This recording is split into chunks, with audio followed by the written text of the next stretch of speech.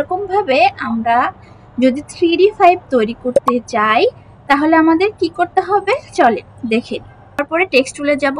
Text টুলে যেয়ে ফাঁকা স্থানে আপনি এখানে ক্লিক করেন 5 লিখতে পারি আমরা। 5 লেখার পরে এই 5টাকে আমরা বড় করব, সাইজটাকে বড় করলাম। করার পরে আমরা এটা যেহেতু টেক্সটে আছে এটাকে আমরা অবজেক্টে কনভার্ট করব। এর জন্য মাউসের রাইট বাটন ক্লিক করে ক্রিয়েট আউটলাইনে গেলাম। ক্রিয়েট আউটলাইন করার পরে আমরা এটা শুধুমাত্র স্ট্রোক কালার রাখবো, কোনো ফিল কালার রাখবো না।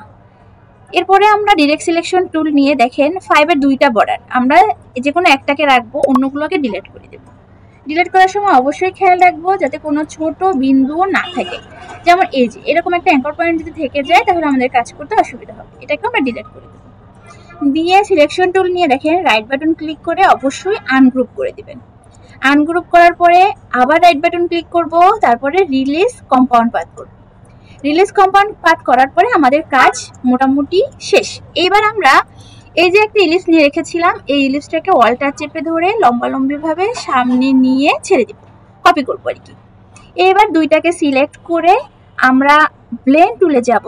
ব্লেন্ড টুলে যে এই ইলিপসের মিডিলে এবং এই ইলিপসের মিডিলে একটা ক্লিক করব, করে ব্লেন্ড টুলের উপর ডাবল ক্লিক করে অ্যারোতে যে স্পেসিফিক স্টেপে আমরা এখানে 200 দিলাম, 200 দিয়ে ওকে করে দেব।